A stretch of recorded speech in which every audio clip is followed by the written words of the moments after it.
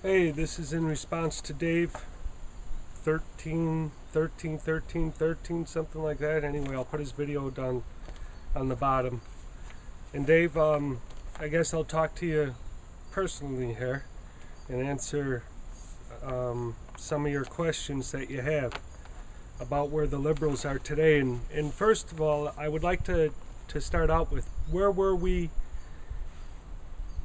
after 9/11? Or at 9/11. And I want to start this out on where we were with a poem from a book, Finding Bellarmine. If you want the book, you could download it right on the bottom here. This one's called Liberty's Light, and it happened after President Bush had spoken in the museum center, which was an old railroad station that they turned into a museum in Cincinnati, and it was speech that we were going into war with Iraq. Many protesters were outside that day, and after Bush had left and spoken, protesters were beaten and trampled upon by horses. After it was done, it was never reported. I was there that night. And I went and I wrote a poem right afterwards, and I'm going to tell you where liberals were at that time. Cries of war, did you hear them on that cool October evening inside Cincinnati's old railroadway station? The fine suits and fine dresses assembled, minds tunneled and tuned into one lone voice. One voice pointing, bloodthirsty, seeking revenge. And the fine suits and dresses cheered it on. They believed innocence is wholly theirs, as children suckle sweet breast milk, eat with unwashed faces and hands, walk to schools kicking empty cans, wishing they were already grown, in every nation, in every land, blameless only the children of the world, journeying through minefields, seeking shelter under hard stone, fearing bombs, bullets, and bayonets, cuddled in narrow corners under fathers faring, separated from loving embraces of mothers missing, dripping tears of sorrow, they know no vengeance. Pure innocence belongs justly and only to them, not to those who find hope in warlike things, as nukes erasing cities from a map, deadly airborne biological spores, chemicals entering through skin pores, shock waves that rake all life from the land, change only through war and more war, always and never ending. Cries of peace, did you hear them on that cool October evening? Outside Cincinnati's old railroad station, under the curved slivered dim moon smile, the peacemakers danced and cried for peace, praying, singing, chanting, chiming their chimes, beating drums, holding peace symbols and signs. Candles burned and flickered in nonviolent hands, lifting the railway station exit for one last stand to give peace a chance. They sang that saying out loud and clear dearly, until, without warning, horses hit their flanks, dispersing them into three small crowds, their spirited peace songs still caroling, remaining after the dresses and suits had gone, singing peace until the horses slammed them again. Again, without notice, they knocked the peacemakers back to the ground. Lit candles fell, silencing songs of their peace. Democracy marching with clubs and pepper spray, mauling and blinding peaceful castaways, arresting their freeborn rights, hands tied tight, hauled away. Cries for liberty, did you hear them on that cool October evening outside Cincinnati's old railroad station? Lady Liberty hung her head and sighed. Give them their chance. Let them dance.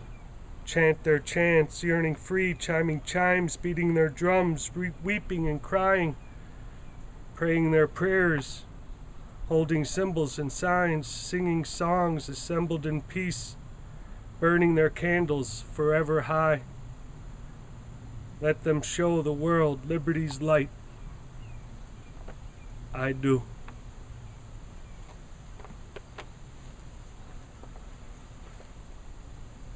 That's where we were.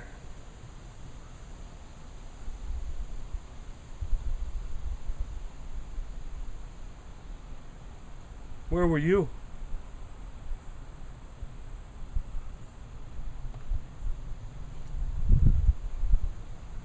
I don't know.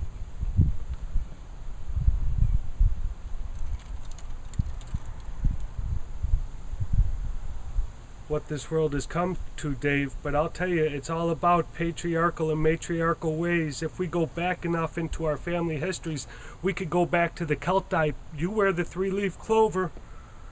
Go back to your Celtic history and see what happened to those people when Rome came in and took them over. Made them pagans, and then flipped that one and made them Christians. Patriarchal ways, man, has devastated our peoples throughout the world.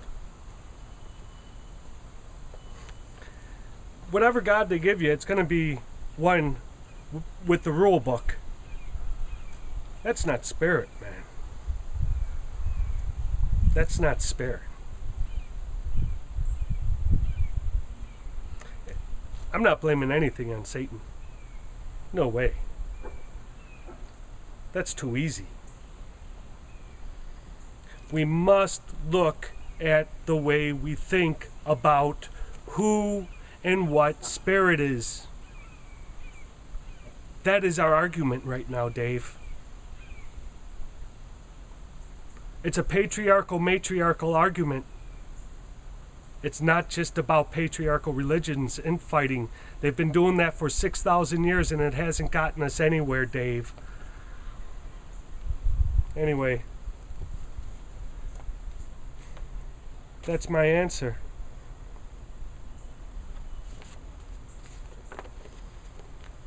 Freedom of religion, no doubt, but do not forget about the abuse and the abusers and the abused and the abusees.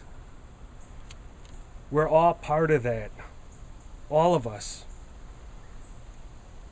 And we have to come to recognize, man, that to keep our liberties and to keep liberated, our women have to be equally free. They cannot be abused no more. And neither can their children. And that's where we're at today, Dave. Talk about who's right and wrong in your patriarchal religions all you want. The argument never ends, and it usually ends with swords dipped in blood. And it's time you all knocked it off. See?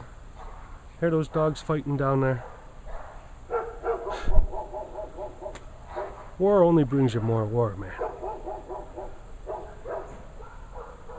We just have to leave each other alone and keep our women free, equal. All of us should be educated to know at least what's the name of our nearest galaxy. And I'll bet you 80% of the people in the world don't know that. But they'll tell you who God is. Anyway, it's my reply. Send me to hell if you want, because you sure do make it hair a lot. Later.